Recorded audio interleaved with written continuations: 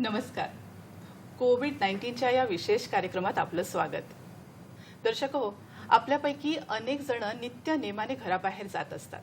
कधी नोकरीच्या निमित्ताने, व्यवसायाच्या निमित्ताने, उद्योगधंद्यासाठी, कधी जीवनावश्यक वस्तू खरेदी करण्यासाठी, कधी भेटी गाठींसाठी, तर कधी अगदी सहजच फेरफटका मारण्यासाठी.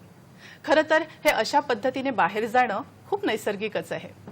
किंबहुना एका दृष्टीने बघायला गेलं तर इतकं सहज, मोकळेपणाने, कोणतीही भीती मनात न बाळगता समाजातील विविध थरातील लोकांना, पुरुषांना, स्त्रियांना दिवसाच्या किंवा रात्रीच्या कोणत्याही प्रहरी असं मोकळेपणाने, निर्भीडपणे, सुरक्षितपणे बाहेर पडता येणं हे त्या देशाच्या आणि समाजाच्या बाजूने विचार केलं तर त्याच्या सुसंस्कृतपणाचं, स्वातंत्र्याचं आणि सुरक्षिततेचं एक लक्षण आहे असं म्हटलं तर वावगं ठरू नये.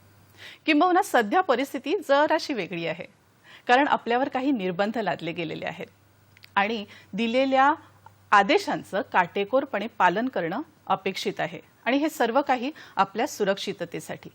त्यामुळे ही जी सक्ती झालेली आहे घरात बसण्याची, त्यावरून अनेक प्रश्न उद्भवत आहेत आणि याच प्रश्नांची उत्तरं घेण्यासाठी किंवा यावर विचार करण्यासाठी आजचा आपला हा खास कार्यक्रम आहे, कोरोना लॉकडाऊन आणि आपली दैनंदिन दिनचर्या. आणि यावर बोलण्यासाठी, संवाद साधण्यासाठी आपल्याकडे स्टुडिओमध्ये डॉक्टर आहेत. आपल्याकडे आहेत डॉक्टर श्वेता देशपांडे. डॉक्टर नमस्कार. नमस्कार. डॉक्टर श्वेता देशपांडे या संहिता सिद्धांत यात त्यांनी MD केलेला आहे.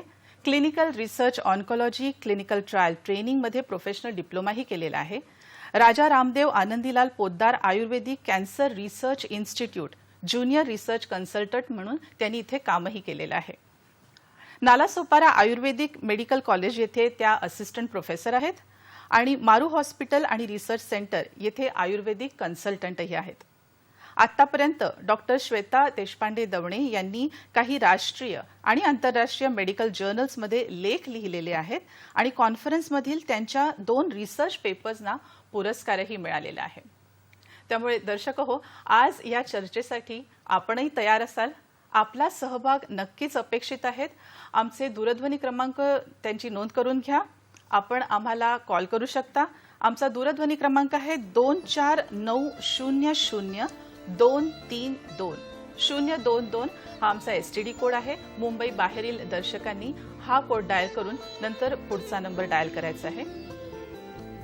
लक्षात ठेवा की आपण जेव्हा प्रश्न विचाराल त्यावेळेला आपल्या टेलिव्हिजनचा, दूरसंचाचा आवाज जरासा कमी ठेवा, जेणेकरून आपले प्रश्न आमच्यापर्यंत व्यवस्थित पोहोचतील. तर पहिल्या प्रश्नाने आजच्या कार्यक्रमाची नक्कीच सुरुवात करूया. डॉक्टर श्वेता, आम्हाला एक सांगा की आपली ही लॉकडाऊनची परिस्थिती आहे आणि या लॉकडाऊनमध्ये आपण नक्की काय करायला पाहिजे ह्यावर आपण बोलू, पण मुळात हा लॉकडाऊनच कशासाठी आहे? सगळ्यात महत्त्वाचा प्रश्न आहे की लॉकडाऊन का आणि कशासाठी. तर आपल्या सगळ्यांना माहिती आहे की आपण इतक्या वेळा ऐकलं की हा नोवेल कोरोना व्हायरस आहे, हा इन्फेक्शियस डिसीज आहे, हा वुहानच्या फिश मार्केटमधून आला आणि ह्याचं ट्रान्समिशन ह्युमन टू ह्युमन म्हणजे माणसाकडून माणसाकडे होतंय सध्या. आणि बरं इतके इन्फेक्शियस डिसीजेस आहेत तर मग फक्त कोरोनालाच का बरं हे केलं?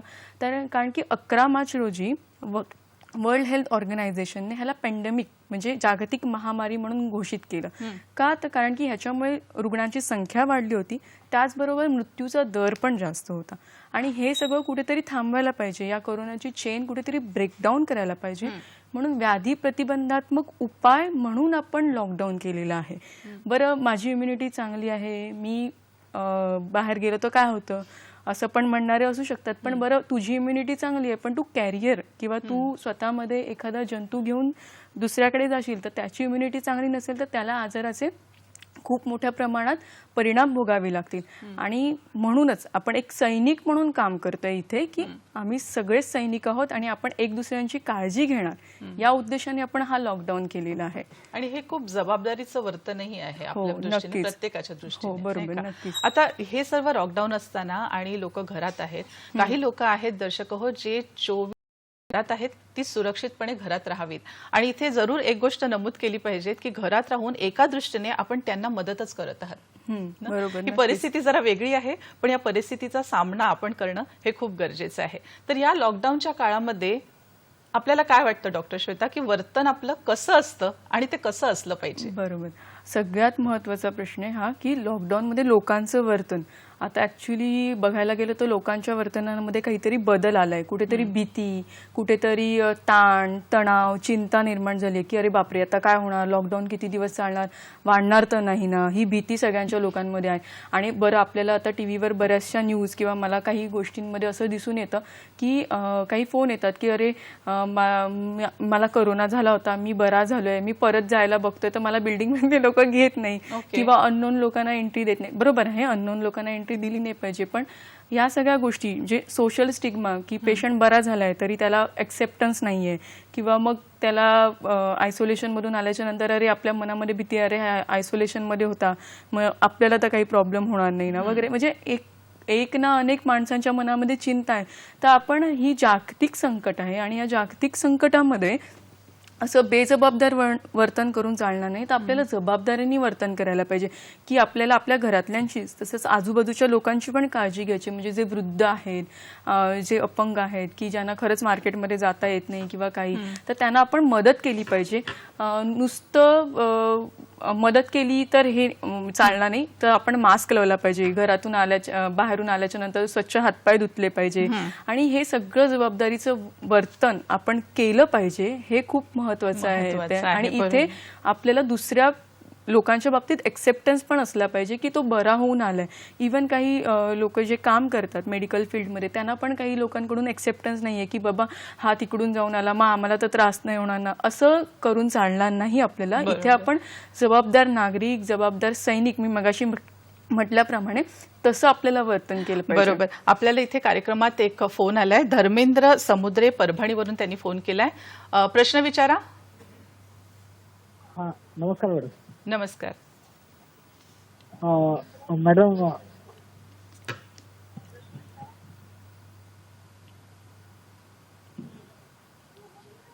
प्रश्न विचारा. मॅडम ते बाहेर फिरते वेळेस वगैरे कोरोनापासून आपण संरक्षण कसं करावं आणि आपल्याला साधं सर्दी खोकला वगैरे आला ना तर आपल्याला आहे की नाही याचं कसं कळणार आपल्याला? बरं, धन्यवाद आपल्या प्रश्नाबद्दल. डॉक्टर उत्तर देतील. त्यांनी बाहेर पडताना कोरोनापासून संरक्षण कसं करायचं आणि सर्दी खोकला आपल्याला आला तर त्याबद्दल काय विचार करायचा, कारण बऱ्याच जणांना ही भीती आहे. बरोबर. ऍक्च्युली आता कसं झालंय की साधा सर्दी खोकला जरी असेल तरी लोकांना वाटतं की अरे मला कोरोना तर नाही झाला. तर बाहेर जाताना एकच व्यवस्थित काळजी घ्यायची की तुम्ही सगळ्यांना ही काळजी मला माहिती आहे की पहिल्यांदा मास्क लावायचा आणि मास्क लावल्याच्या नंतर तुम्ही बाहेरच्या सरफेस म्हणजे कुठल्याही वस्तूला वगैरे हात नाही लावायचा. आणि जर तुमच्याकडे असेल पॉसिबल तर सॅनिटायझर खिशात ठेवून सतत तुम्ही जर बाहेर कुठल्या वस्तूला हात लावला तर सॅनिटायझरनी हात क्लीन करायचे. बरं, ते क्लीन करताना तुम्ही सॅनिटायझर हातावर घेतलं, पटापट असं चोळायचं. त्यानंतर आपले हे जी नखं आहेत तो पार्ट, परत दुसऱ्या हाताचा तो पार्ट, त्यानंतर अंगठे, दोन्ही अंगठे असे क्लीन करून घ्यायचे मागून पुढून, म्हणजे तुमचे दोन्ही सरफेस व्यवस्थित क्लीन होतात. तर हे अशा प्रकारे तुम्ही हात साफ करणं खूप गरजेचं आहे. त्याच्यानंतर तुम्ही घरात गेल्याच्या नंतर तुम्ही पुन्हा हातपाय वगैरे साफ धुणं, तुमची चप्पल व्यवस्थित बाहेर ठेवणं, आधी आत घ्यायची नाही, थोड्या वेळाने आत घ्यावं तर, आणि मग फ्लोअर क्लीन वगैरे करायची, ते केलं पाहिजे. आणि साधा सर्दी खोकला आला तर त्याचं कारण पण असू शकतं ना, विनाकारण खोकला नाही येणार. तर पहिली गोष्ट म्हणजे एक तर तुम्ही थंड पाणी प्यायला असाल किंवा मग तुम्ही धुळीच्या संपर्कात आला असाल तर त्याच्यामुळे आपल्याला खोकला येतो. मग त्याच्यासाठी आपण पुढे जेव्हा हा प्रोग्राम अजून पुढे जाईल त्याच्यामध्ये आपण या सगळ्या छोट्या मोठ्या गोष्टी डिस्कस करणार आहोत की सर्दी खोकल्याला काय केलं पाहिजे, घरगुती उपाय वगैरे.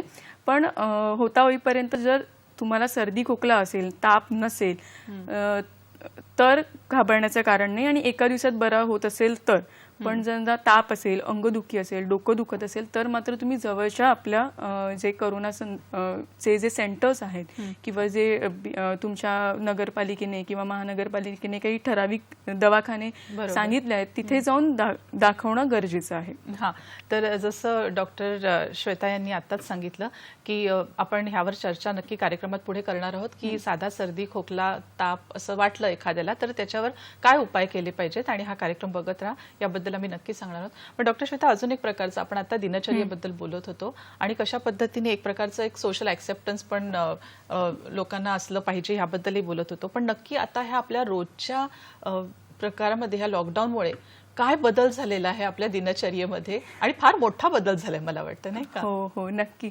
ऍक्च्युली ना आज सकाळीच मी कोणाचं तरी स्टेटस बघितलं, त्याच्यामध्ये लिहिलं होतं त्या स्टेटसमध्ये, हमें रात दिन का ख्याल था, हम कभी दिन में न सोते थे, अब रात दिन भूल चुके हैं, हम दिन में भी सोते हैं. म्हणजे अशी कंडिशन झाली की लोक रात्र दिवस विसरून गेले आहेत. आणि ते कोरोनाच्या न्यूजमध्ये एवढे गडलेले आहेत की बापरे, रात्रभर जागरण होतं त्याच्यामध्ये, टेन्शनमध्ये, किंवा मग अचानक आपलं नेहमीचं जे रुटीन लाईफ आहे ते खूप डिस्टर्ब झालं. म्हणजे आपण सकाळी उठून मला 7:40ची ट्रेन पकडायची आहे, मला 5:40ची बस पकडायची आहे, ही जी गोष्ट होत होती ती आता कोणाचीच होत नाहीये. संध्याकाळी मार्केटला जायचंय, मॉर्निंग वॉक करायचंय, जिमला जायचंय, ह्या सगळ्या गोष्टी ठप्प झाल्यात. आणि त्याच्यामुळे एक सडनली आपण कुठेतरी लॉकडाऊनमुळे काय झालं की आळशीपणा आपल्या मध्ये आलाय. आणि नुसतं आळशीपणा नाही झालाय, तो एक भीती पण निर्माण झाली की भीतीने आपण आळशी झालोय. म्हणजे दोन प्रकारचे आळशी असतात की जे ज्यांना आवडतं आळस व्हायला, आणि याच्यामध्ये आपण भीतीमुळे आळशी झालोय की रात्रभर झोपत नाही टेन्शनमुळे. आणि त्यामुळे हे सगळ्या गोष्टी दिनचर्यामध्ये चेंज झालेल्या आहेत. बरं, दिनचर्या दोन प्रकारची आहेत. म्हणजे ज्यांचं खरंच पूर्ण काम थांबलंय त्यांचं खरंच पूर्ण काम थांबलंय. मग त्यांना आर्थिक विवंचना पण आहेत की अरे मी प्रायव्हेट सेक्टरमध्ये काम करतो, मग माझं पुढे कसं होणार ह्याची एक चिंता आहे.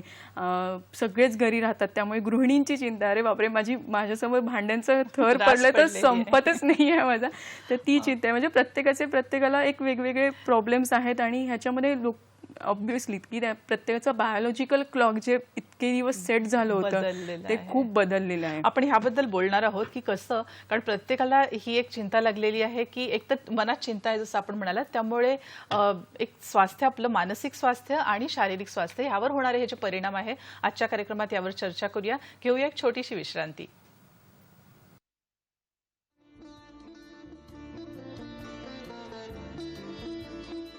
नमस्कार, मी स्वप्नील जोशी.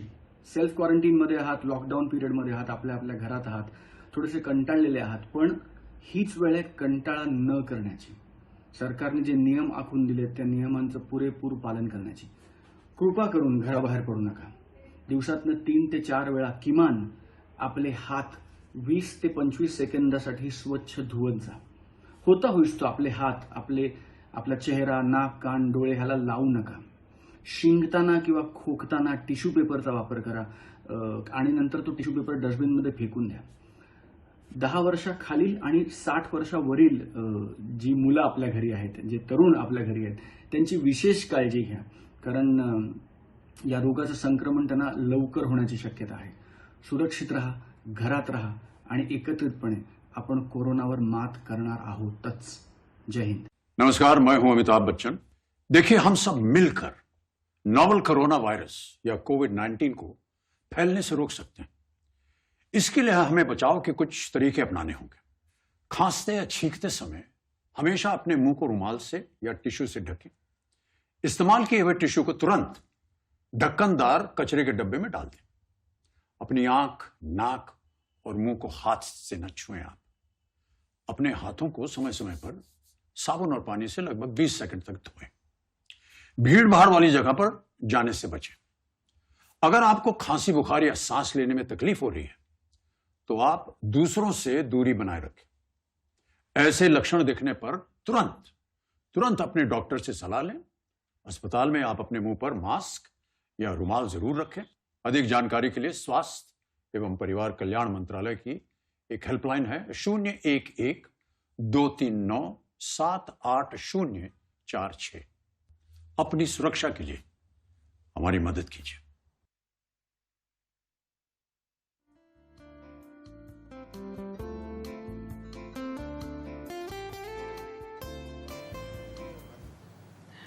कोविड-19च्या या विशेष कार्यक्रमात आपलं स्वागत आहे. आजच्या कार्यक्रमाचा विषय अर्थातच कोरोना, लॉकडाऊन आणि आपली दैनिक दिनचर्या. आपल्याला एक फोन आलेला आहे. शैलेश नागपूरहून त्यांनी फोन केलाय. शैलेश, आपला प्रश्न विचारा.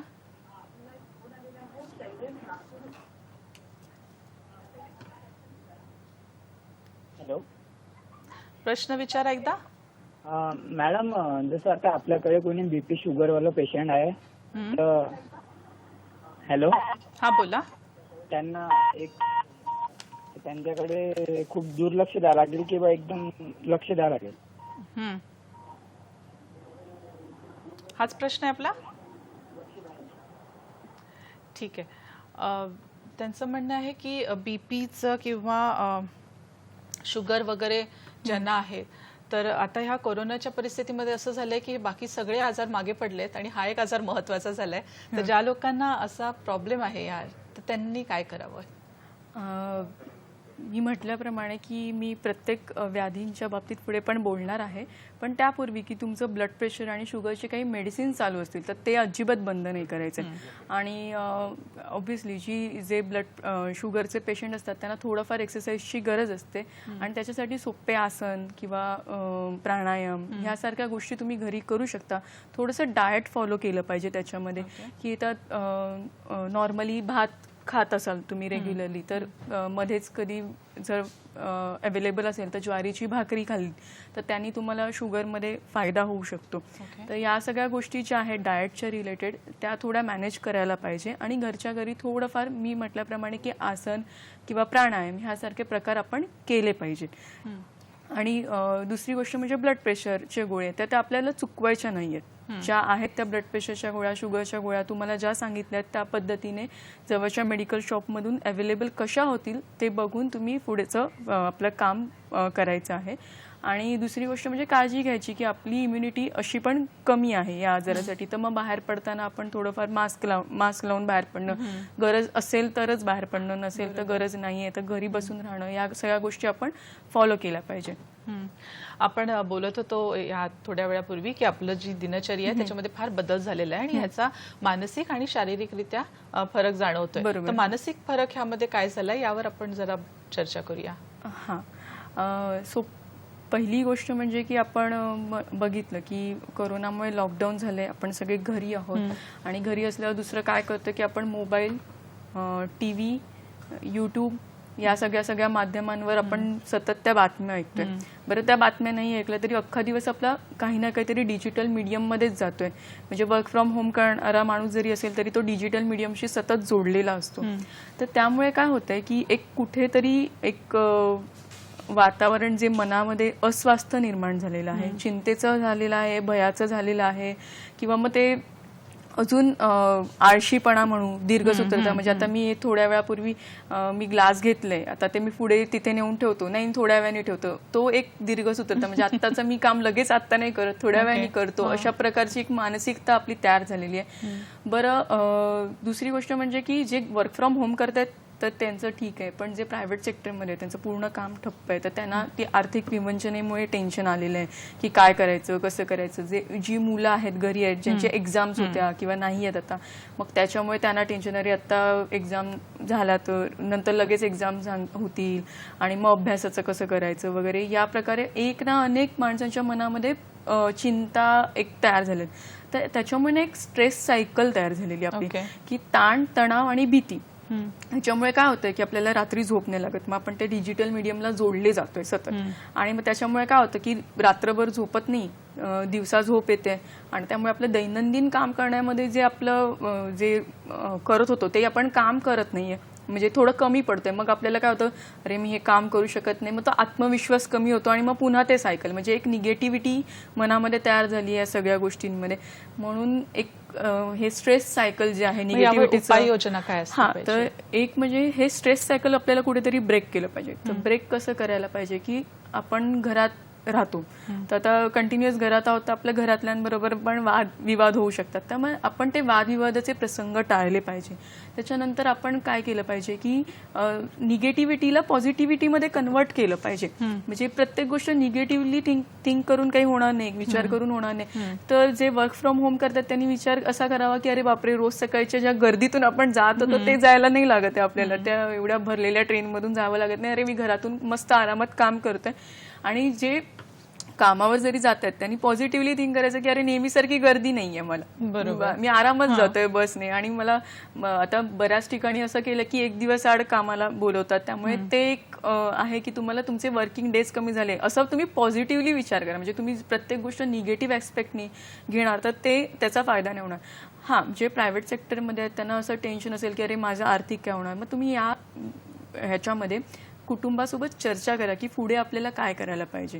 तर या सगळ्या गोष्टी करायला पाहिजे. ह्या आपण बोलू शकतो, ह्याला आपण चर्चा बोलतोय की ह्याच्यामध्ये आपण फक्त आपल्या घरातल्या लोकांशी इन्व्हॉल्वमेंट होते. त्याचबरोबर स्ट्रेस सायकल ब्रेकडाऊन करायला मेडिटेशन केलं पाहिजे. माझ्या मते तर meditation is best medicine for the mind. म्हणजे जर तुम्ही मेडिटेशन केलं तर कसं मेडिटेशन, तर मेडिटेशनचे खूप सारे प्रकार आहे. झेन मेडिटेशन आहे, विपश्यना आहे, त्याच्यानंतर योग आहे, प्राणायाम आहे. तुम्हाला ज्या प्रकारचं मेडिटेशन आवडतं त्या प्रकारे करू शकता. आपण मेडिटेशनवर बोलूया. आपल्याकडे एक फोन आलाय, रश्मी बोरिवलीहून बोलतायत. रश्मी, आपला प्रश्न विचारा. हॅलो मॅडम, नमस्कार. हम्म, तर माझ्या आईला बीपी आणि हार्टची गोळी आहे. हम्म, हार्टची गोळी आहे आणि दम भरून येतो, घबराट सुटतो. हम्म. तर घरगुती उपाय कोणते आहे? आता कोरोनामुळे बाहेर तर जाता येत नाही, तर मग घरगुती काढा कोणता घ्यायचा काय? म्हणजे एकदम नाक बंद होऊन जाते एकदम. बरं. वय किती आहे त्यांचं? आईचं 75. 75. ठीक आहे. आपल्या प्रश्नाचं उत्तर देतील. तर त्यांचं म्हणणं आहे की बीपी, हार्ट, दम लागतो त्यांच्या आईला. 75 वय आहे त्यांचं. तर घरगुती उपाय काही सांगू शकतो? एकदम श्वास घ्यायला त्रास होतो. ऍक्च्युली कसं आहे की त्यांचं वय पण जास्त आहे, त्याच्यामध्ये त्यांना बीपी, हार्टचा पण प्रॉब्लेम आहे.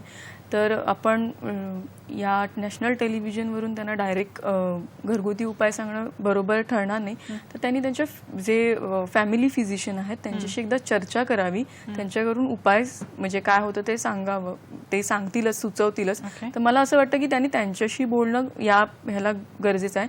पण खूपच जास्त दम लागत असेल तर थोडंसं कोमट पाणी आणि आपण घरगुती उपाय द्यायचाच झाला तर तुळस आणि थोडीशी काळी मिरी हलकी देऊ शकतो त्यांना. पण तरी सुद्धा माझं असं एक पूर्ण म्हणणं राहील की त्यांनी एकदा त्यांच्या फॅमिली फिजिशियनशी ह्या विषयावर चर्चा करणं गरजेचं आहे. गरजेचं आहे. डॉक्टर श्वेता, आपला हा फोन याच्यापूर्वी आपण मेडिटेशन बद्दल बोलत होतो की उपाययोजना मेंटल स्वास्थ्यासाठी, मानसिक स्वास्थ्य आपलं कसं राखावं, आणि आपण म्हणालात की हा एक उपाय असू शकतो मेडिटेशन. बरोबर आहे ना? ह्याच्या व्यतिरिक्त काही सांगू शकतो इमोशनल स्ट्रेंथ? मी म्हटल्याप्रमाणे की मेडिटेशन हा एक उपाय असू शकतो. तर मेडिटेशनचे बरेचसे प्रकार आहेत आणि आता ही वेळ नाही की आपण कुठे जाऊन मेडिटेशन शिकू. तर आयुर्वेदमध्ये योगा रिलेटेड एक घेरंड संहिता म्हणून आहे, त्याच्यामध्ये ज्योती ध्यान म्हणून सांगितलंय की ते खूप सोपं आहे, जे तुम्ही घरच्या घरी करू शकता. आणि याच्यासाठी म्हणजे खूप गुरूंची किंवा कशाची आवश्यकता नाही राहणार की तुम्ही तुमच्याकडे दिवा किंवा कॅन्डल लावून तुम्ही त्याच्यावर तुमची ब्रीदिंग काउंट करू शकता. म्हणजे तुम्ही तुमचा उच्छ्वास काउंट केला तरी तुम्हाला त्याच्यामध्ये फायदा होईल. दुसरी गोष्ट म्हणजे ह्या मानसिक स्वास्थ्यासाठी अजून एक उपाय म्हणजे तुम्हाला तुमची बरीचशी बाकीची कामं राहिली असतील. म्हणजे लॉकडाऊनच्या आधी तुमच्या डोक्यामध्ये अरे मला हे वाचायचं होतं, ही कविता करायची राहिली होती, किंवा मला डेलीची डायरी लिहायची होती. तर या सगळ्या गोष्टी तुम्ही मन रमवलं पाहिजे. त्याच्यानंतर छोट्या छोट्या गोष्टी की आपण संवाद, म्हणजे आपले जुने मित्र मैत्रिणींना कॉल करा, तुमच्या नातेवाईकांना कॉल करा. तुम्ही फिजिकली त्यांना भेटू शकत नाही तर ॲटलिस्ट कॉल करा. की बरेचसे जुने जे शाळेतले असतात त्यांच्याशी आपण कधी भेट झालेली नसते, बोललेलं नसतं, तर हाच वेळ आहे की आपण त्यांच्याशी बोललं पाहिजे. त्यामुळे ते एक तुम्हाला स्ट्रेस बस्टर म्हणजे तुटण्यासाठी खूप फायदा होईल. आणि बरं, गाणी ऐकणं, तुम्ही कोणत्याही प्रकारची संगीत आराधना जी असते ती कुठेही स्ट्रेस बस्ट करण्यामध्ये खूप मदत करते. तर तुम्ही ते पण करू शकता या पिरियडमध्ये. बरोबर. आणि मानसिक बाबींबद्दल आपण आता थोडंसं बोललोय. शरीरावरही ह्याचे खूप वेगळे परिणाम होत आहेत. तर त्यात पहिल्यांदा मी विचार करेन की वर्क फ्रॉम होम हा जो प्रकार केलाय कोरोना या लॉकडाऊनच्या काळामध्ये, अनेक जण आहेत जी घरात बसून कामं करतायत आणि कदाचित कामावर असताना जेवढी कामं करत नव्हती तेवढी ती लोक घरात बसून कामं करतात. तर त्यांच्यासाठी पहिलं काय सांगाल? बरोबर आहे. वर्क फ्रॉम होम करणाऱ्यांमध्ये मोस्टली IT फील्डमधले जास्त लोक असतील. तर आता छोटे छोटे ॲप्लिकेशन तयार करणं, मीटिंग अरेंज करणं, आणि त्याच्यानंतर बरीचशी छोटी कामं, म्हणजे आपला हा जो प्रोग्राम जरी व्यवस्थित चालत आहे तर IT कन्सल्टंट कुठून ना कुठून तरी काम करतच असतील. त्यामुळे त्यांचं वर्क जे आहे जे पहिल्यांदा समजा 8 तासाचं असेल ते आता 10, 12, 15 तास वाढलेलं आहे. त्यामुळे त्यांचा कंटिन्युअस कम्प्युटरशी संपर्क आहे, कंटिन्युअस कॉलिंग चालू आहे. तर त्याच्यामध्ये त्या लोकांना एक सल्ला द्यायला आवडेल की त्यांनी थोडंसं वर्क करताना थोडंसं मध्ये मध्ये ब्रेक घ्यायला पाहिजे. त्याच्यानंतर त्यांनी मध्ये मध्ये हायड्रेट राहायला पाहिजे, कारण की आता कामाच्या गडबडीमध्ये पाणी पिण्याला विसरायला होईल. तर तुम्ही पाणी प्यायला पाहिजे. तुमचं जो डाएट आहे रेग्युलरचा तो तुम्ही टाइम टू टाइम घ्यायला पाहिजे. म्हणजे तुम्ही 10 वाजता ब्रेकफास्ट करत होता तसा ब्रेकफास्ट करायला पाहिजे. त्याच्यानंतर तुम्ही 1 वाजता जेवण घेत होता तसं जेवायला पाहिजे. आणि सकाळी लवकर उठून काही डेली एक्सरसाइज किंवा योगा किंवा आसनं जर तुम्हाला करायला जमली तर तुम्ही करू शकता त्याच्यामध्ये. तर वर्क फ्रॉम होमसाठी हे चांगलंच राहील. पण दुसरी गोष्ट म्हणजे की तर ते सतत कम्प्युटरवर काम करतात. तर आमच्यामध्ये एक अभ्यंग म्हणून एक प्रकार असतो आयुर्वेदमध्ये की त्याच्यामध्ये आपण शिर श्रवण पादेषु विशेषेण शिलयते म्हणून, म्हणजे त्याच्यामध्ये आपण डोकं, कान आणि पायाला मसाज करतो. तर त्याच्यामध्ये जे पायाला मसाज केल्यामुळे त्यांच्या डोळ्याची जी जळजळ वगैरे होते ती थांबते. तर मग घरगुती जे तूप असतं ते लावून जर तुम्ही मसाज केला पायाला तर त्याने तुम्हाला नक्की बेनिफिट होईल. ओके, आपल्याला एक फोन येतोय. रघुनाथ सांगलीवरून त्यांनी फोन केलाय. रघुनाथजी बोला, आपला प्रश्न विचारा. मॅडम 1.5 वर्ष झालं माझं बायपास सर्जरी झालेली आहे. ओके, तर काय काळजी काय घ्यावी? बरं, आपल्या प्रश्नाबद्दल धन्यवाद. 1.5 वर्ष झालंय त्यांची बायपास सर्जरी झाली आहे, तर ते म्हणतात काळजी काय घ्यावी?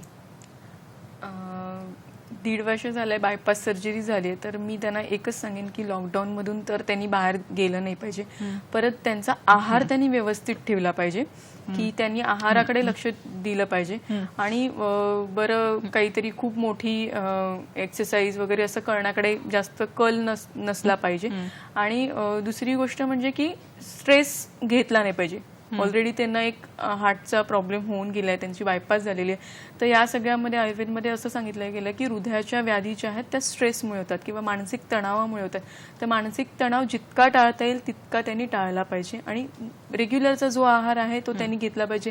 त्याच्यामध्ये तेलकट पदार्थ खाल्ले नाही पाहिजे, कारण की आता लॉकडाऊन आहे म्हणून लोकांच्या घरी भजी वगैरे सगळे जे प्रकार होतात ते तसं न करता त्यांनी जे नॉर्मल डाएट आहे तसंच खायला पाहिजे, जे डॉक्टरांनी सजेस्ट केलं त्याप्रमाणे. जेवणाच्या मध्ये मध्ये पाणी प्यावं, जेवणाच्या आधी किंवा नंतर पाणी पिऊ नये त्यांच्यासाठी. आणि दुसरी गोष्ट म्हणजे वेळच्या वेळी झोप घेतली पाहिजे. त्यांच्या ह्याच्यामध्ये त्यांनी दिवसा झोपणं अवॉइड केलं पाहिजे आणि रात्रीच्या वेळी प्रॉपरली 7 ते 8 तासाची जी झोप आहे ते त्यांनी घेतली पाहिजे. मला वाटतं झोप हा एक खूप मोठा प्रश्न झालेला आहे एरवी पण लॉकडाऊनच्या काळात अनेकांना वाटलं असेल की ही झोप भरून काढता आली पाहिजे आणि खरोखर एक स्वतःची इम्युनिटी वाढवण्यासाठी खूप गरजेचं आहे एरवीही की ही पूर्णपणे झोप घेता येणं आणि विश्रांती घेता येणं. याबद्दल आपण चर्चा नक्की चालू ठेवणार आहोत. घेऊया एक छोटीशी विश्रांती.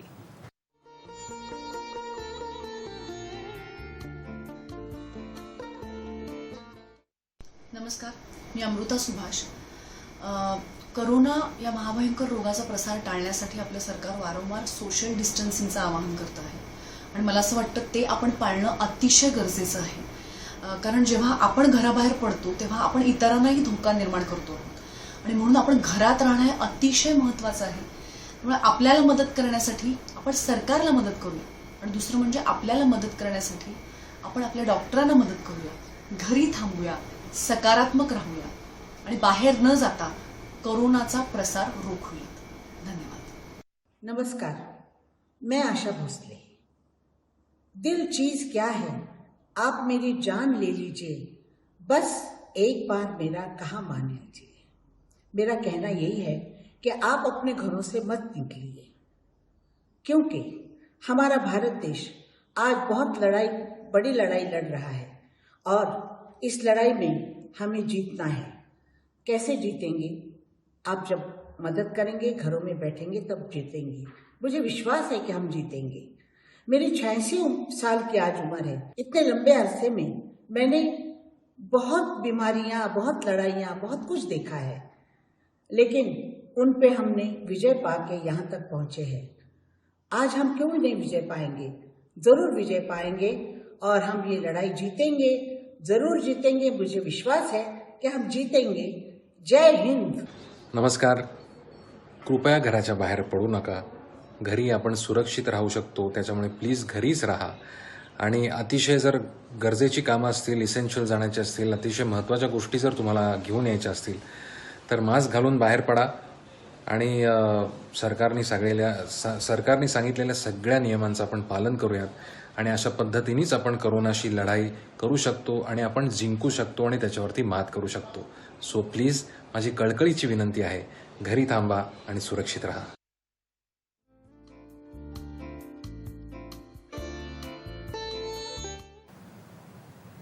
विश्रांतीनंतर आपलं पुन्हा एकदा स्वागत आहे. आणि लॉकडाऊनच्या काळात आपली दिनचर्या कशी असते आणि ती कशी असावी यावर चर्चा करण्यासाठी आज आपण अर्थातच उत्सुक आहोत. डॉक्टर श्वेता आपल्याबरोबर आहेत आणि ते आपल्याला सांगत आहेत की कशा पद्धतीने आपली ही दिनचर्या आपण केली पाहिजे.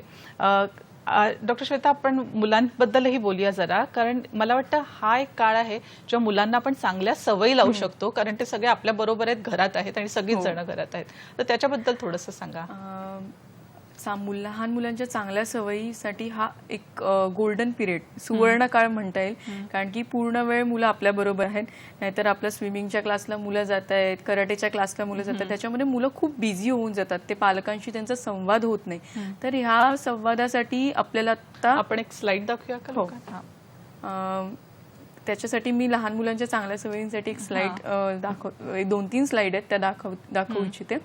तर पहिली गोष्ट म्हणजे की आपल्याला त्या मुलांना संवाद साधणं गरजेचं आहे.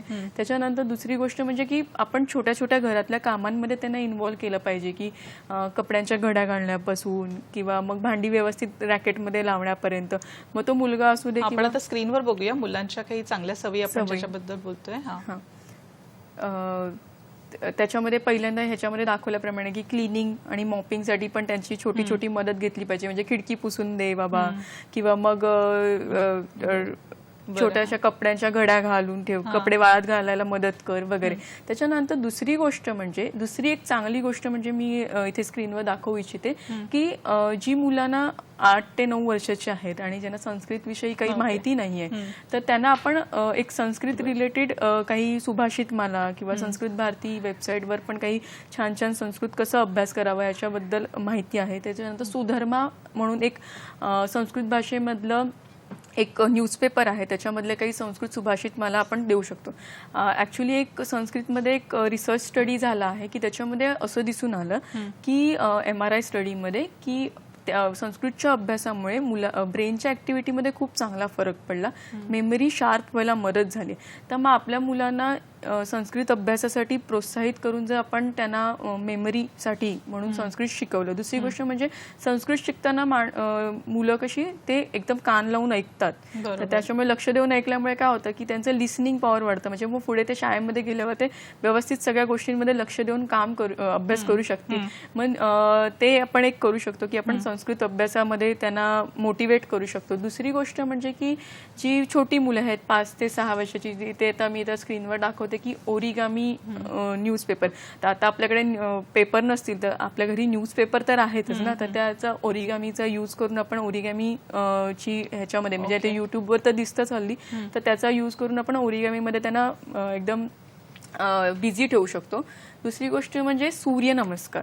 मुलांनी सूर्यनमस्कार केले तर 9 वर्षाच्या वर जे मुलं आहेत त्यांना आपण सूर्यनमस्कार सांगू शकतो. म्हणून मी पहिल्यांदा जे 9 वर्षाच्या आधीच्या गटासाठी सांगितलं, आता 9 वर्षाच्या नंतरच्या गटासाठी मी हे सांगू इच्छिते की त्यांनी सूर्यनमस्कार घेऊ शकतात. सूर्यनमस्कार म्हणजे एक सूर्य आपल्याला सगळ्यांना माहिती आहे की तो ऊर्जेचा स्त्रोत आहे आपला. त्याच्यामध्ये आपल्याला सगळ्यांना एक ऊर्जा मिळते, प्रेरणा मिळते आणि सगळ्या गोष्टी सुरळीत पार पडायला आपल्याला सूर्यनमस्कार खूप मदत करतात. तर आपण हे सूर्यनमस्कार मुलांना सांगू शकतो करायला.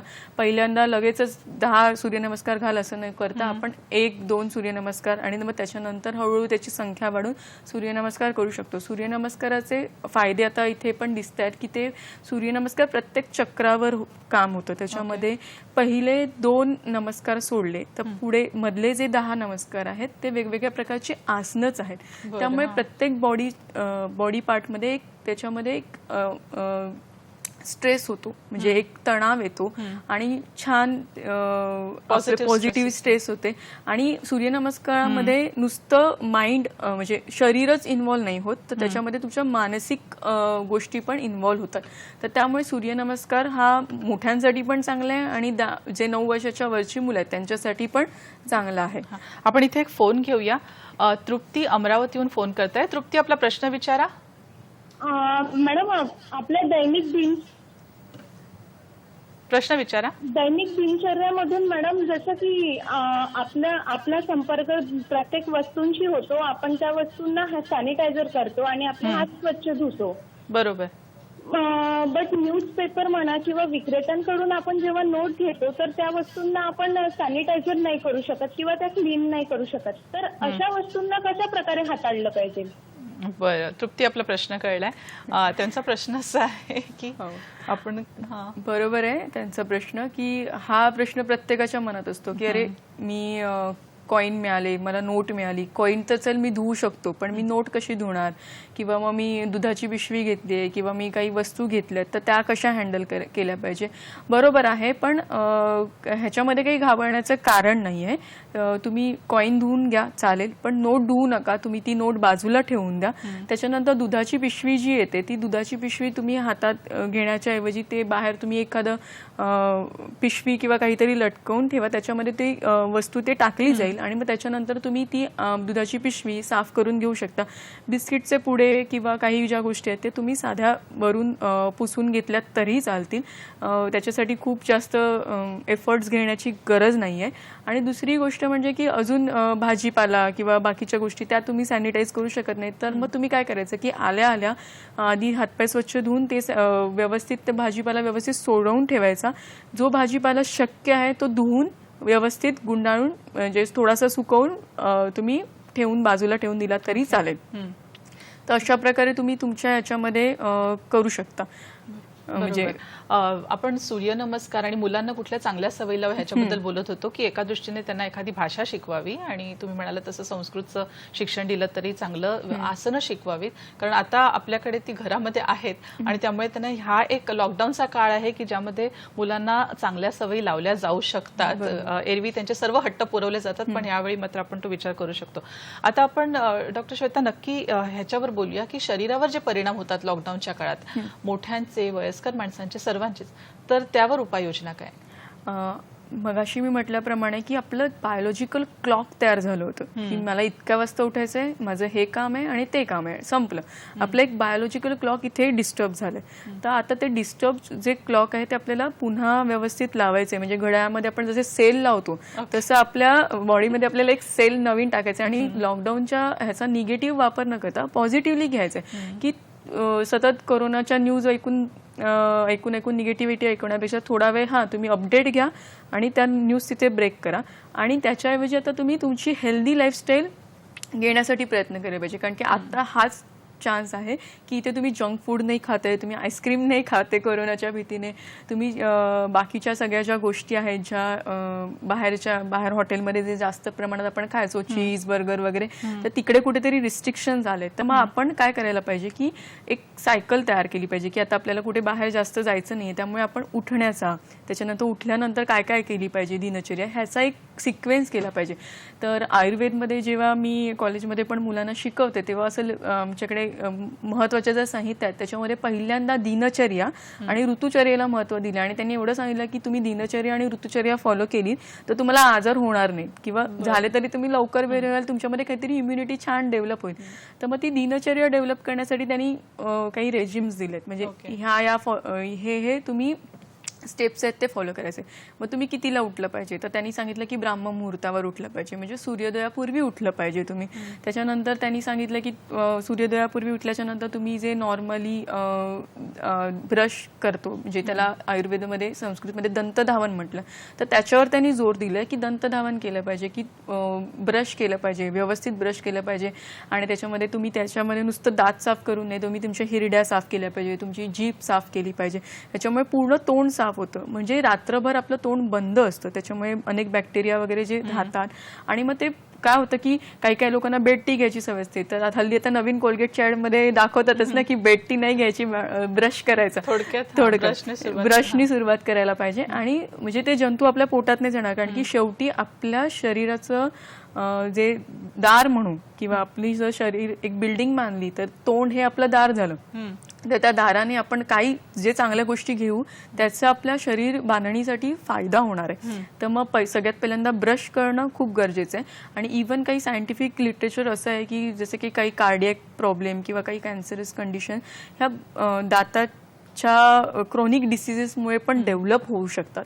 असे बरेचसे पेपर आहेत, तुम्ही नंतर गुगल करू शकता. तर मग सगळ्यात पहिल्यांदा त्यांनी दंतधावांवर विचार केला आणि आयुर्वेदाने इतकं डिटेल विचार केला की त्यांनी सगळ्यात पहिल्यांदा रेस्पिरेटरी सिस्टीमच्या रिलेटेड ऑर्गन साफ करायला सांगितले. मग त्यांनी नंतर अंजन कर्म सांगितले की डोळ्यामध्ये काजळ घालायला सांगितले. तर ते आता ॲक्च्युली काजळ सांगितलं म्हणून की लगेच तुम्ही काजळ ची डब्बी शोधत बाहेर फिरायची गरज नाही. तर तुम्ही फक्त डोळे सकाळी उठल्यावर साध्या पाण्याने साफ केले तरी चालते, कारण की डोळ्यांमध्ये पण मळ येतो. आणि आता रिसेंटली आपल्याला सांगताच आहे की कोरोना झाला ज्यामुळे जेव्हा सरफेसला हात लावताय तुम्ही तर तो डोळ्याला लावू नका, म्हणजे तुमचं इन्फेक्शन आत जाणार नाही, म्हणून डोळे साफ करणं गरजेचं आहे. त्याच्यानंतर त्यांनी एक नस्य प्रकार सांगितले. तर नस्य हा जो प्रकार आहे तो 2 प्रकारांमध्ये होतो. एक आजारासाठी म्हणून आम्ही एक नस्य देतो ते मर्श नस्य, आणि प्रतिमर्श नस्य म्हणजे आम्ही जे रेग्युलरली हेल्दी लोक पण करू शकतो असं. तर प्रतिमर्श नस्य म्हणजे फक्त एक ड्रॉप नाकात तेलाचा किंवा तुपाचा सोडायचा असतो. तर आता जे तेल असतं ते औषधी असतं, पण तुमच्याकडे साधं जर गाईचं साजूक तूप असेल तरी ते तुम्ही सोडू शकता किंवा त्याचं ॲप्लिकेशन नाकामध्ये तुम्ही करू शकता. त्याच्यामुळे काय होतं की जे ॲप्लिकेशन केल्यामुळे काय होतं की तुमच्या नाकामध्ये जे बाहेरचे जे फॉरेन बॉडी आहे किंवा जे काही जातं त्याच्यामुळे तुम्हाला लगेच शिंका येतात, त्या शिंका येत नाही आणि ॲलर्जिक सर्दी जी आहे ती होण्यापासून आपला बचाव होतो. त्याच्यानंतर हे झालं नस्य. नस्याच्या नंतर त्यांनी अभ्यंग सांगितले. लगेच अंघोळीवरने उडी मारलेली आहे. आपण अभ्यंगावर येऊया, आपण दिनचर्येवर येऊया. सागर साताऱ्यावरून फोन करताय. सागर, आपला प्रश्न विचारा. हॅलो, मी तळगाववरून बोलतोय. हो, बोला. माझा प्रश्न असा आहे की मला वर्षापासून बीपीचा त्रास आहे भरपूर प्रमाणात, म्हणजे 4 गोळ्या चालू आहेत आणि लॉकडाऊन असल्यामुळे सध्या घराच्या बाहेर पडता येत नाही. तर बीपीचा त्रास झाल्यासारखा जाणवतो. तर तो त्रास कमी होण्यासाठी उपाय सांगायचा आहे तुम्ही. बरं, धन्यवाद आपल्या प्रश्नाबद्दल. ॲक्च्युली ह्यांना जो बीपीचा त्रास होतोय तर ॲक्च्युली मॉनिटर करणं गरजेचं आहे. त्यांच्या प्रश्नातून मला कळलं नाही की त्यांच्याकडे मॉनिटरसाठी काही ब्लड प्रेशरचं इन्स्ट्रुमेंट वगैरे अवेलेबल आहे का. तर बीपीचा त्रास होतो म्हणजे काय होतं की त्यांना डोकं दुखतंय का, चक्कर येते का, ह्या गोष्टी आपल्याला करणं गरजेचं होतं. पण जर समजा त्यांचं डोकं दुखत असेल तर साधारण आपण एक दालचिनी वगैरे असते तर त्याचा लेप लावू शकतो. किंवा त्यांना ब्लड प्रेशर हा जो आजार आहे तो पित्त म्हणजे जो पित्त वाढल्यामुळे होतो, त्याचा समजा त्यांना त्याच्यामुळे चक्कर येत असेल तर थोडंसं लवंगचा वापर करू शकतात की ज्याच्यामुळे त्यांचं पित्त कमी होईल. आणि मग त्यांना लवंग तुम्ही डायरेक्टली एक चघळली दिवसातून एकदा तरी चालण्यासारखं आहे याच्यामध्ये, म्हणजे ती कशामध्ये मिक्स करून घेणं अपेक्षित नाही आहे इथे. त्याच्यामध्ये ह्या गोष्टीकडे लक्ष देणं गरजेचं आहे. आणि त्यांनी बीपीचा त्रास होतो तर त्यांनी मॉनिटर करणं गरजेचं आहे, म्हणजे किती वाढतंय किंवा काय होतंय ते. तर हे खूप महत्त्वाचं आहे. कार्यक्रमात याबद्दल अजूनही बोलणार आहोत. घेऊया एक छोटीशी विश्रांती.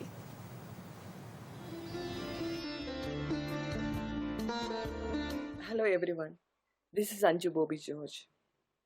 As you all know, our nation is going through a very difficult situation. We have to overcome and we have to fight against this COVID-19 together. What we need to do, we have to obey what the government and WHO is insisting us to do. Just think about our doctors, our nurses, our police people. They are at our service. It's priceless. They are risking their life for us, for our nation. We Indians salute you.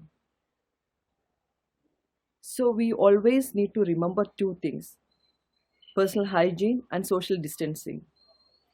This is not for ourselves. This is for our loved ones, for our nation, and for our world. Be happy and safe at home. Thank you. जैसा कि आप जानते हैं, corona virus की वजह से हमारी पूरी दुनिया और ख़ास करके हमारा देश एक लॉकडाउन के दौर से गुज़र रहा है। अगर हमें कोरोना वायरस को हटाना है, हराना है, तो हमारे लिए ये लॉकडाउन बहुत ज़रूरी है। एक फ्रेज़ यूज़ किया जा रहा है, सोशल डिस्टेंसिंग।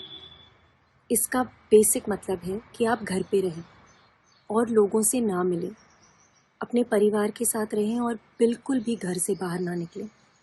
तब भी घर से बाहर निकलें जब आपको राशन की ज़रूरत हो या कोई मेडिकल इमरजेंसी हो। हम सब सोचते हैं कि हमें नहीं होगा, हो सकता है कि हमें नहीं होगा, पर हमारे घर में बुज़ुर्ग हैं, बच्चे हैं, उनको हो सकता है। तो उनके लिए, अपने परिवारों के लिए प्लीज़ घर से बाहर ना निकलें। और ये बहुत ज़रूरी है कि अगर आपको कोई खांसी, ज़ुकाम या बुखार हो तो बिल्कुल एकदम से अपने आप को अलग कर दीजिए। घर पे रहिए, कमरे में रहिए और बाहर बिल्कुल भी ना निकलिए, नहीं तो आप ये बीमारी बहुत आसानी से फैला सकते हैं। और एक और बहुत इम्पॉर्टेंट चीज़ है, अपने हाथ धोते रहिए 20 सेकंड तक।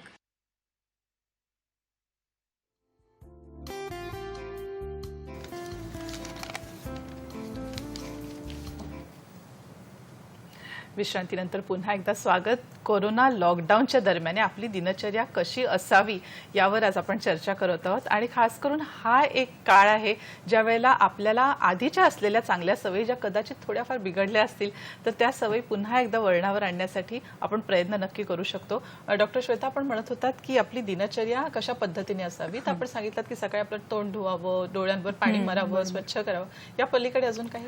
ह्याच्यानंतर अभ्यंग, की ज्याच्यामध्ये आपण केसांना, आपल्या पायांना हलक्या हाताने तेल लावून घेतो आणि त्याच्यानंतर तुमचं व्यायाम किंवा आसनं जे काही करायचं असेल ते तुम्ही करून मग तुम्ही तुमचं अंघोळीकडे जाऊ शकता। म्हणजे अशा प्रकारची एक हेल्दी दिनचर्या जी सुरुवात करायला पाहिजे। आता तुम्ही लॉकडाऊनमध्ये आता ह्या पद्धतीने तुमचं लाईफस्टाईल केलं तर तुम्हाला मे बी आजार होण्याचे चान्सेस फार कमी होतील। तर ही सगळ्यात बेस्ट लाईफस्टाईल आहे ही जी आपल्या आयुर्वेदाने सांगितले आणि हजारो वर्ष। दिवसाच्या काळामध्ये झोप आवश्यक आहे का, की झोपलं पाहिजे? कसं आहे की ऋतूनुसार सांगितलं आहे की दिवसा झोपायचं की नाही झोपायचं। ऍक्च्युली ह्याच्या आधीचा जो सीझन होता, जो एप्रिलचा 15 एप्रिलपर्यंतचा जो काळ होता तो वसंताचा काळ होता, तर त्या दरम्यान दिवसा झोप नाहीच सांगितली होती। आता ग्रीष्म म्हणजे आता आपल्याला कळतं की आता ऊन वाढलंय थोडंसं, तर आता आपण दिवसा झोपू शकतो, पण जास्तीत जास्त 10 ते 15 मिनिटं, त्याच्यावर नाही झोपायचं। तर उन्हाळ्याच्या काळामध्ये तुम्ही दुपारी झोपू शकता, पण खूप जास्त ऊन असेल, तुम्ही थकला असाल तरच झोप घ्या, पण होता होईपर्यंत दिवसाची झोप टाळणं गरजेचंच आहे। बरोबर आहे। आता आपण लॉकडाऊनच्या काळामध्ये शरीरावर होणारे जे वेगवेगळे परिणाम आहेत, कारण आपण दिवसभर घरात आहोत, व्यायाम जवळजवळ नाहीच, अनेकांच्या बाबतीत असं झालेलं आहे, तर याचे स्नायूंवर परिणाम काय होतात आणि यावर उपाययोजना काय, आपण आहार काय देऊ शकतो? लॉकडाऊनमुळे सगळ्यात पहिल्यांदा काय झालं की आपला व्यायाम बंद झाला, तर त्याच्यामुळे जे आपल्याला जे आजार होत आहेत ते अपचन, मलबद्धता म्हणजे पोट साफ न होणं, मळमळणं, उलटीसारखं होतं त्याच्यामध्ये, किंवा मग गॅस होणं, पोटात दुखणं, यासारखे आजार होतात। आणि सतत आळशासारखं राहून आपल्याला काय होतं की एक स्नायूंना ताण येतोय, तर ते सगळं टाळण्यासाठी आपल्याला आहारात काही खूप चांगले उपाय करू शकतो त्याच्यामध्ये। आता सध्या लॉकडाऊन पिरियडमध्ये सगळ्यांच्या स्टेटसमध्ये सगळे वेगवेगळ्या प्रकारचे पदार्थ बनवून खाल्लेले आहेत। मी मगाशी म्हटलंच की कांदा भजी, बटाटा भजीचे स्टेटस असतात की काही असतात, पण आता हा जो वेळ आहे तो आपला आहार सुधारण्याचा वेळ आहे। ह्याच्यामध्ये आपण आहारावर जास्तीत जास्त कॉन्सन्ट्रेट करून आपण आपलं चांगलं हेल्थ बनवू शकतो। आयुर्वेदमध्ये सांगितलं आहे 2 प्रकारे की आहार जो आहे तो तुम्हाला एकतर उत्साह देतो, त्याच्यानंतर बल देतो, ऊर्जा देतो, तुम्हाला ओजस्वी बनवतो, तोच आहार तुम्हाला आजारी पाडण्यासाठी पण उपयोगी पडतो। म्हणजे तुम्हाला तर दोन्ही म्हणजे एकाच नाण्याच्या दोन्ही बाजू म्हणतात तसं ते आहे की तुमचा आहार व्यवस्थित असला पाहिजे। तर लॉकडाऊनमध्ये आपल्याला आहारावर जास्तीत जास्त चांगलं कॉन्सन्ट्रेट करायला पाहिजे। तर त्याच्यामध्ये काय डॉक्टर, आपल्याकडे एक फोन येतोय, रघु आहेत नांदेडहून, त्यांनी फोन केलाय, आपला प्रश्न विचारा। हॅलो प्रभू बाळापुरे, आपला प्रश्न विचारा। हा मॅडम, मला शिंका एका पाठोपाठ एक खूप शिंका येतात बघा। ओके, मेडिकल मध्ये औषधी घेतलेली आहे त्याची, अच्छा. हा हे कधीपासून होत आहे? खूप मला शिंका. कधीपासून होत आहे हे? तसं बरेच 2-3 महिने झाले शिंका येतात. मी दवाखान्याची औषधी खाली, मात्र आता काही काढा वगैरे आयुर्वेदिक वगैरे घेऊन त्याच्यावर काही इलाज आहे का? कोणता काढा आहे? आपल्याला अजून काही विचारायचं आहे का त्यांना? नाही. हा, ठीक आहे. ठीक आहे. आपल्या प्रश्नाचं उत्तर देतो. ह्यांना मी म्हटलं की ह्यांना एकामागोमाग शिंका येत आहेत, तर ह्याचा अर्थ त्यांना ॲलर्जिक आहे. तर मगाशी मी सांगितल्याप्रमाणे ह्यांनी जर नाकामध्ये तेल किंवा तूप लावलं तर ह्या शिंका येण्याचा प्रकार थोडा कमी होईल. आणि ह्यांना 2-3 महिन्यापासून आहे, ते आताचं नाही, त्यामुळे ते ॲलर्जिकच आहे हे कळतं. आणि आहारामध्ये काय फरक करावा ह्याच्यामध्ये मी ॲलर्जिक सर्दी जी आहे त्याच्याबद्दल म्हणजे आता सांगणारच आहे, त्यामुळे त्यांना त्यांचं उत्तर मिळूनच जाईल. ठीक आहे. तर पहिली गोष्ट म्हणजे जे आहारामध्ये आपल्याला कोणत्या कोणत्या घटकांचा समावेश असला पाहिजे की आता ह्या शिंका येणं किंवा मग खोकला होणं हे टाळण्यासाठी. तर सगळ्यात पहिल्यांदा आपल्याला मसाल्याचे जे पदार्थ आहेत तर सगळ्यांना सगळे मला म्हणतील की काय तुम्ही वेगळं सांगताय. तर मी एवढंच सांगेन की लॉकडाऊनमध्ये मी तुम्हाला काहीतरी खूप छान असं औषध सांगितलं तर तुम्ही आणायला कुठे जाणार आहे आणि मिळणार आहे का? तर त्यापेक्षा घरातल्या घरात जे अवेलेबल आहे ते करू शकता. तर आता ह्यांचा शिंकांचा जो प्रश्न आहे तो आधीच आपण हे करूया. तर त्याच्यामध्ये आपण काळी मिरी खूप कमी मात्रेमध्ये घेतली, म्हणजे 2 किंवा 3 दाणे घेतले त्याचे, सुंठ पावडर अर्धा चमचा, वेलची आणि दालचिनी आणि साखर याच्यामध्ये समजा हे आपण मिक्स केलं, याची बारीक पूड केली आणि ही जर समजा गरम पाण्यामधून घेतली तर ॲलर्जिक कंडिशन कमी व्हायला मदत होईल ह्याच्यामध्ये. त्याच्यानंतर दुसरी गोष्ट म्हणजे की आहारामध्ये सगळ्या घटकांचा समावेश असला पाहिजे. म्हणजे आपल्याकडे जर समजा लिंबू इझिली अवेलेबल असेल तर लिंबू, त्याच्यानंतर आलं नसेल तर सुंठ, हळद तर आपल्या सगळ्यांच्या डब्यामध्ये असते त्याच्यामुळे काहीच प्रॉब्लेम नाही, काळी मिरी, त्याच्यानंतर दालचिनी, तमालपत्र, त्याच्यानंतर खजूर, काळा मनुका आणि वेलची, खोबरं आणि दुसरी गोष्ट म्हणजे चिंच किंवा कोकम. ह्या हे जे 10-12 घटक आहेत ते आपण आपल्या जेवण बनवतानाच्या या काळामध्ये गरजेचे आहेत, कारण की उष्णता पण वाढलेली आहे आणि त्याच्यानंतर बाहेर असं वातावरण आहे की आपल्याला सर्दी खोकला पण होऊ शकतो. तर हे सगळं टाळण्यासाठी हे घटक पण महत्वाचे आहेत. आहारामध्ये आता भाज्या कोणत्या अवेलेबल आहेत काही सांगू शकत नाही, पण मग तुमच्याकडे जी कडधान्य आहेत अवेलेबल ती तुम्ही वापरू शकता. सगळ्यात जास्त हिरवे मूग किंवा मुगाचे पदार्थ तुम्ही खाल्ले तर तुम्हाला जास्त फायदा होईल. त्याच्यानंतर चवळी, त्याच्यानंतर मग तुम्ही वाटाणा आणि मग चणे, अशा पद्धतीने या क्रमाने तुम्ही तुमच्या ह्याच्यामध्ये कडधान्यांचा वापर केला पाहिजे. होईपर्यंत ही कडधान्य मोड न आणता खाल्ली तर फायदा होईल. आणि कडधान्य जी वापरणार असाल, म्हणजे आता समजा मूग वापरणार असाल तर तो एवढा वातूळ नाहीत, पण त्याच्यापेक्षा चवळी वातूळ आहे, त्याच्यापेक्षा थोडं चणे वातूळ आहेत. मग त्यावेळी काय करायला पाहिजे की तुम्ही थोडं फोडणीला देताना हिंग तर सगळेच वापरतात, तर हिंग घेतलं पाहिजे. त्याच्या आधी ती कडधान्य थोडीशी शिजवून घेतली पाहिजे आणि तेव्हा शिजवतानाच थोडासा चिमूटभर हिंग त्याच्यामध्ये टाकला पाहिजे. त्याच्यानंतर फोडणीला देताना हलकासा ओवा टाकला पाहिजे की तुम्हाला मग गॅसेस होणार नाही. म्हणजे हे पदार्थ करताना ही काळजी घेणं गरजेचं आहे की तुम्ही घरात आहात, मग अपचन होणार, गॅसेस होणार कडधान्य खाल्लं तर मग तुम्ही त्याच्यामध्ये ओवा ऍड करू शकता. त्याच्यानंतर की दुसरी गोष्ट म्हणजे आता मगाशी पण आपल्याला काही कॉल आले की त्याच्यामध्ये हार्ट डिसीजेस वगैरे होते, बायपास झालेली आहे, कोणाला ब्लड प्रेशर आहे, तर त्याच्यामध्ये लसूण जो लसूण कोलेस्ट्रॉल कमी करायला मदत करतो, हृदयाच्या विकारांमध्ये पण मदत करतो, तो आपण वापरू शकतो. पण लसूण सगळ्यांना चालेल असं नाही, लसणाने कधी कधी कोणाला ऍसिडिटी होऊ शकते. तर मग लसूण कसं वापरायचा, तर ताकामध्ये थोडा वेळ भिजवून मग लसूण वापरलेला कधीही चांगला, कोणीही खाल्ली तरी त्यावेळी चालू शकतो. रोगप्रतिकारक शक्ती वाढवण्यासाठी, कारण खास करून ह्या कोरोनाच्या लॉकडाऊनच्या काळामध्ये रोगप्रतिकारक शक्तीलाच घाला पडतो, तर त्यासाठी काय करायचं? आता मी मगाशी म्हटल्याप्रमाणे की जे मी पदार्थ तुम्हाला सांगितले ते रोगप्रतिकार क्षमता वाढवणारेच आहेत. म्हणजे हळद वाढवते, त्याच्यानंतर दालचिनी वाढवते, लवंग पण एक प्रकारे रोगप्रतिकार क्षमता वाढते. म्हणजे तुम्ही रिसर्च आर्टिकल जर बघितले तर ह्याच्यावर इम्युनिटीसाठीचे बरेचसे आर्टिकल तुम्हाला मिळतील. म्हणजे तर तुम्हाला खूप बाहेर जाऊन शोधून आणण्यापेक्षा हे सगळ्यात सोपे. धणे, जिरे यासारखे जे पदार्थ आहेत ते रोगप्रतिकार क्षमता वाढवण्यासाठी मदत करतात. फक्त त्याचं कॉम्बिनेशन आपण आता डिस्कस करू, त्याच्यामुळे तुम्हाला जास्त कळून येईल की कसं वापरू शकतात ते.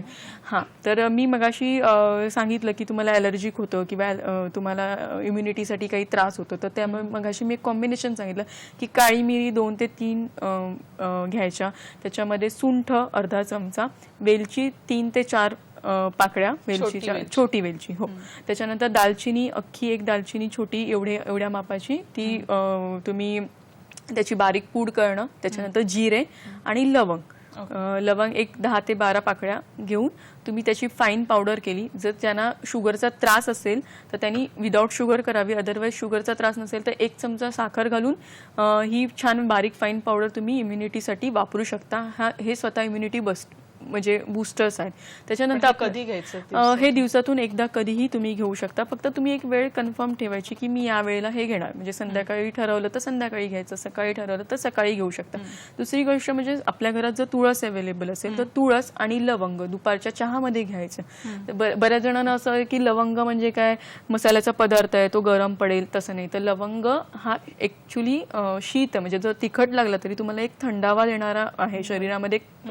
बाहेर उष्णता वाढली तर उष्णता कमी करण्यासाठी लवंगाचा खूप उपयोग आहे. आणि लवंगाचं तेल काही TBचे बॅक्टेरिया मारण्यासाठी पण उपयोगी आहे. म्हणजे ते कुठे ना कुठेतरी बॅक्टेरियांवर पण काम करतं, अँटीबॅक्टेरियल.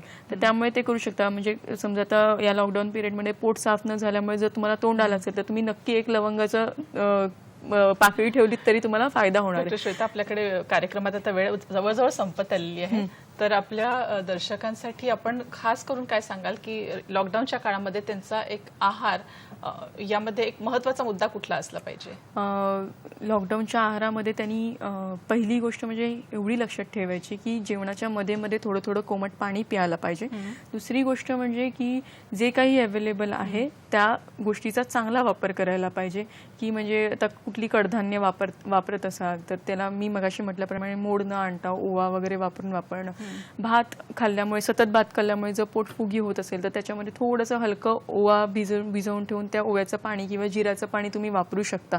त्याच्यानंतर घरात जे साधारण पदार्थ असतात म्हणजे काळा मनुका वगैरे, त्यांचा इम्युनिटी वाढवण्यासाठी खूप चांगला फायदा होतो. तर त्या गोष्टींचा आपण रोजच्या आहारामध्ये वापर केला पाहिजे. ह्याने आपण आपलं इम्युनिटी खूप छान वाढवू शकतो, स्ट्रॉंग करू शकतो. बोलण्यासारखं खरंच खूप आहे आणि जाणून घेण्यासारखंही बरंच खूप आहे आपल्याकडून. आजच्या या कार्यक्रमामध्ये आपण पुन्हा एकदा हाच विचार करूया की लॉकडाऊनचा जो हा काळ मिळाला आहे घरात राहण्याचा, या काळामध्ये वेळ घालवण्यापेक्षा या वेळेचा सदुपयोग आपण कशा पद्धतीने करू शकतो. सह्याद्री वाहिनीवर या कार्यक्रमांच्या अंतर्गत आम्ही हेच आपल्याला सांगायचा प्रयत्न करत आहोत वारंवार. आणि कार्यक्रमामध्ये आपलं नेहमीच सहभाग अपेक्षित आहे. आजच्या कार्यक्रमामध्ये डॉक्टर आपण आला तिथे माहिती दिलीत आणि याबद्दल सह्याद्री वाहिनीतर्फे आम्हा सर्वांतर्फे आपले खूप खूप धन्यवाद.